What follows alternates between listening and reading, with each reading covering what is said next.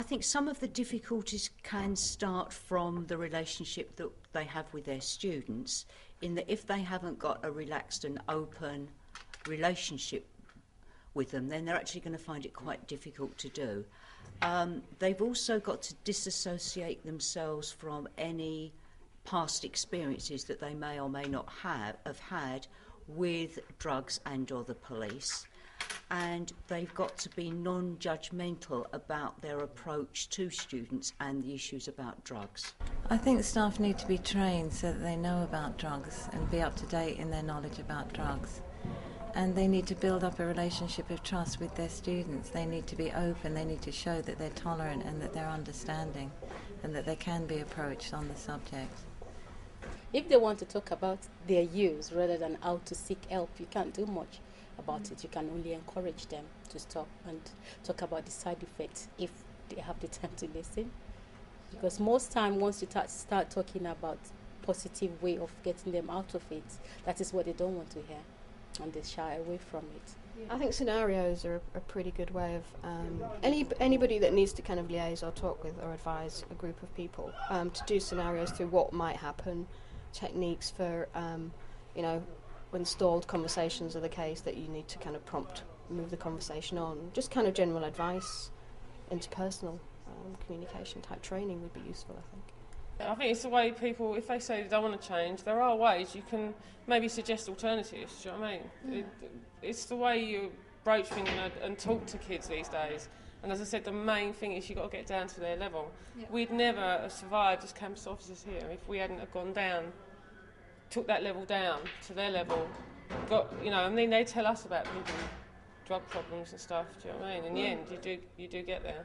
Yeah. It's not something that's going to happen overnight, though, I don't think. I think that we could be sent on one-day training courses just to enlighten us on what is the latest drug and what it can do to you, what the side effects are, so we know what to look for in the students.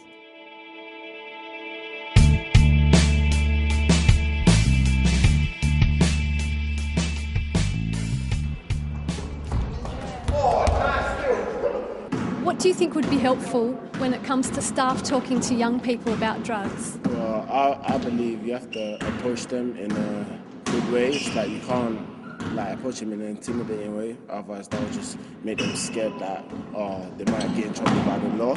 So that might be like a offence, so they might just back off and say nothing, they don't know anything. What you guys think is important when it comes to staff talking to young people about drugs? How would you like to be approached, do you think? For the staff not to judge, just to give advice and not try and tell you what to do. Point of view, the way I say it, I would like them to kind of advise the druggie to not take it and tell him what harm it does to his brains and body, and that. I would like them to be basically not telling them what to do, because if they tell them what to do, because after you smoke drugs some people stay hyper and they react kind of differently, so if they just give them advice. They should listen to the students and listen to what they have to say, sort of try and offer advice but not too much, so they sort of feel confidence with young, and let them sort of speak freely. Most young people, they have domestic backgrounds, they have violent backgrounds, and some of their parents take drugs and things. So it's kind of they follow what they see their mum and dad doing it. And especially for staff here, could go beyond that and take personal information about their background and things, and then keep it confidential. So just tell them it's confidential, basically. The most unhelpful thing I can think of is to pass the conversation on to someone else and tell them what the person, he takes drugs, he does this, he does that. That's going to be the most unhelpful way. Confidentiality is important to you. Yeah, exactly. Yeah.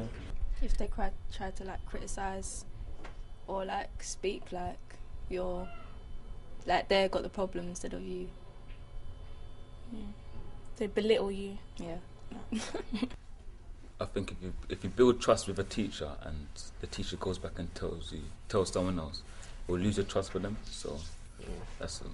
Yeah. Okay, so you'd want to be sure that what you talked about was confidential at all times. Not to tell no one. Young people just get together in one room, a conference, and they sit down and they help them, give them leaflets about how to quit and what is it doing to your body, the damage it is done, and how wrong it is and things like that, and help them to like come off the drug and things. That would be really helpful.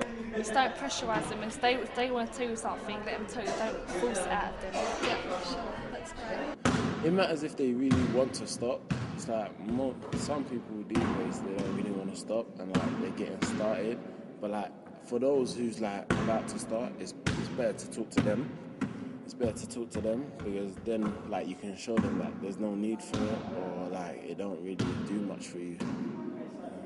In the early years with myself at school, for instance, I mean, we didn't have drug education at that time, but I think certainly when I was going off the rails and experimenting with drugs, if there would have been some kind of resources within our school that we could have accessed and, you know, felt confident about approaching and talked this through, then yeah, certainly I'm pretty certain that would have helped me and basically start me going down the road that I went.